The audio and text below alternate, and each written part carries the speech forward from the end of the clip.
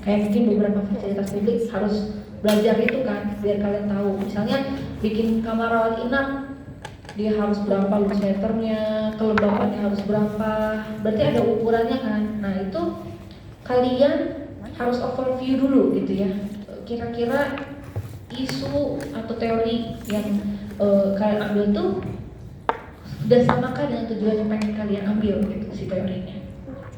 Nah lalu pembagian works under review into terms or categories. Example, works that support a particular position, those against, and those offering alternative approaches entirely.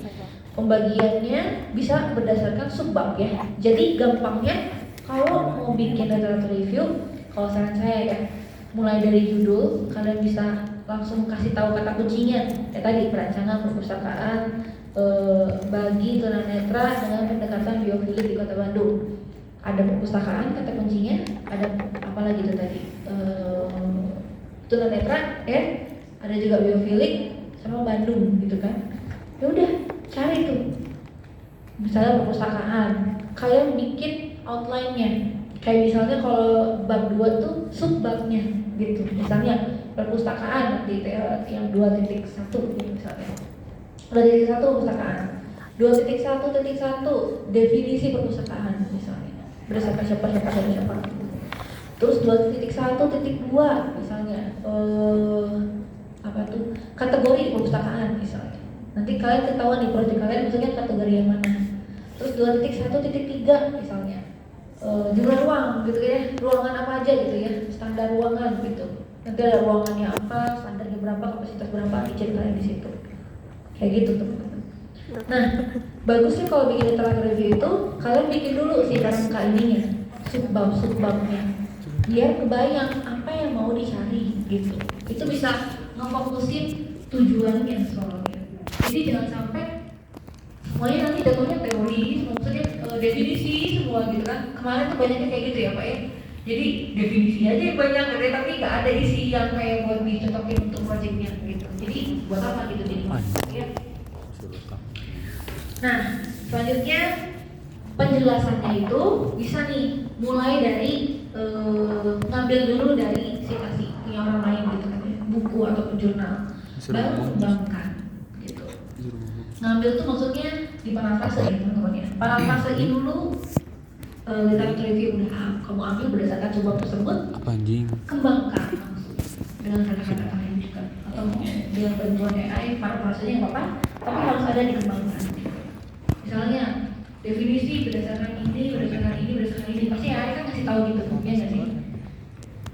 Di paragraf terakhirnya simpulin dengan cara kalian. Jadi menurut kalian tuh perpustakaan itu adalah bla bla bla bla gitu. Kebayang ya? Kayak gitu. Nah, jadi kayak gitu strukturnya ya. Pertama di judul kalian cari kata kuncinya, bikin subbabnya gitu ya. Ambil literaturnya dari di buku sumbernya atau jurnal, parafrasekan, masukin ke paragraf kalian. Udah parafrasekan, kalian kembangkan juga dengan simpulan dan kata-kata kalian. Itu yang baik itu kayak gitu. Ya, jadi nggak semuanya kopas dari ini ya, literatur teori-teori yang udah ada gitu ya. Tapi juga harus ada kata-kata kalian di situ. Ya. Okay, the critical evaluation of each work should consider proving what are the author's credentials ya. Jadi di sini teman-teman, makanya di bab 2 ini sangat kritis ya, karena bisa sangat banyak nih plagiarisme di sini gitu ya. Makanya di sini harus dibuktiin kalau yang misalnya kalian ambil itu pas diambil udah tadi parafrasein, lalu kalian juga kembangkan dengan kata-kata kalian sendiri gitu.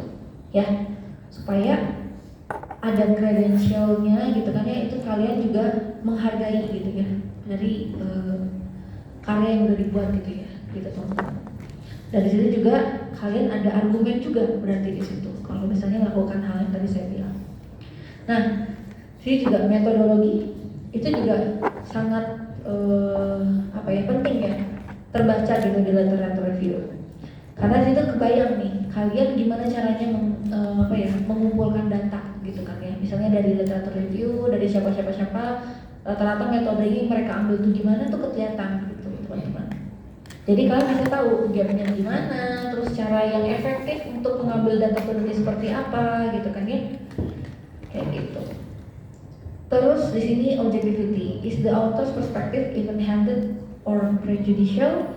Is contrary data considered or is certain pertinent information ignored to prove the author's point? Tujuannya jangan sampai subjektif ya. Harapannya di sini menghilangkan subjektif, makanya kalau di kita tuh rawan subjektivitasnya. Kalau di teman-teman teknik tuh jarang subjektivitasnya karena mereka melakukan praktek langsung gitu. Ada percobaan di situ. Kalau salah ya berarti nggak jalan gitu kan ya, belum bisa dimasukin laporan gitu kan. Nah kalau kita ini banyaknya wawancara, banyaknya ngambil datanya, justru hubungannya lebih ke menurut siapa gitu kan. Nah itu yang lumayan bikin subjektivitasnya tinggi gitu teman-teman. Buat